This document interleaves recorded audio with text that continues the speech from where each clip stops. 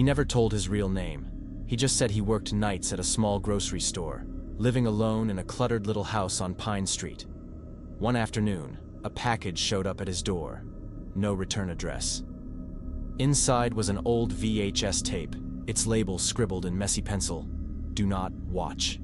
Beneath that, in smaller print, "If you want to play, insert at 2:22 a.m. He stared at it, heart thumping. He thought, weird prank. He tried tossing it, but it always ended up back on his kitchen table. The lights flickered when he walked away. He felt like someone watched him. He cussed. Fine.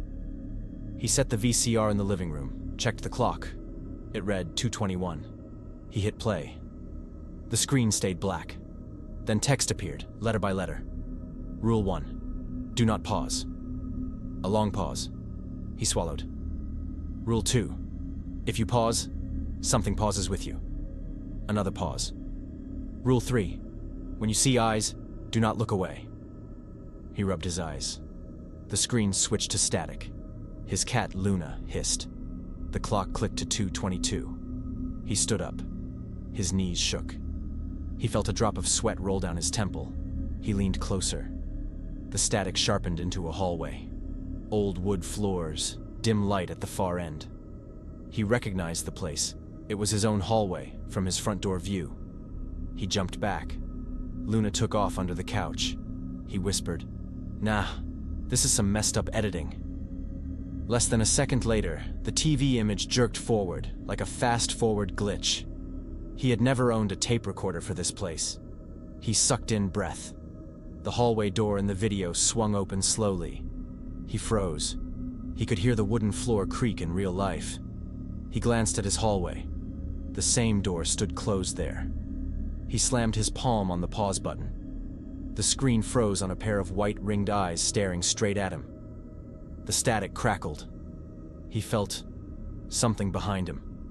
Dry air, colder than his AC ever got. His skin prickled. He dared not breathe. "Shit," he muttered, and hit play. The scene resumed, but the camera angle had turned. Now it was aimed at his couch. He recognized the pattern of the cushions. He sank down, clutching the armrest. On tape, a shadow moved across the room, right where his cat had been. He heard a soft meow.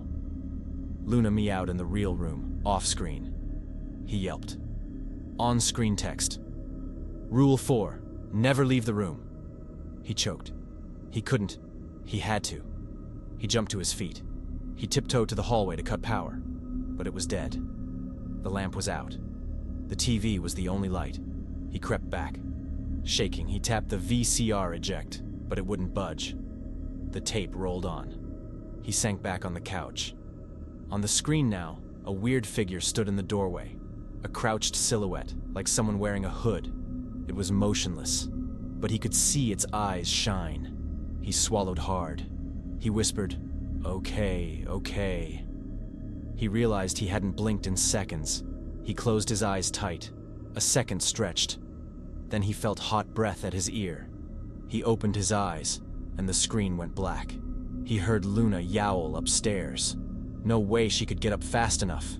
He heard the front door in the video click open. Real front door hinges squealed too. He jumped up. His phone slid off the coffee table. He grabbed it, flashlight on. He pointed it at the screen. White noise stared back. On the floor, credits rolled. "Thank you for playing." His blood pounded. He bolted for the kitchen, knocked over a stool.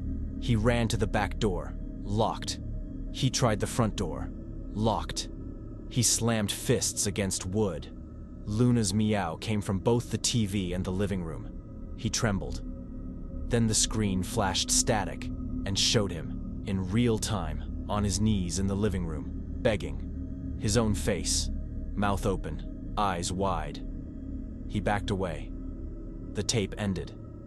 The VCR whirred and died. The screen stayed dark. He sank to the floor, heart racing. He dared not move. He stayed on the couch all night, clutching a kitchen knife. When morning light bled through the curtains, he crept to the television. The tape was gone. The VCR drawer was open. No tape in sight. He left the house by midday. He told a friend, "Don't ever watch a tape like that. It isn't just a tape." He sold the VCR for cheap. He changed apartments. He threw out all VHS stuff. But sometimes, late at night, he swears he sees static glitches on his phone camera.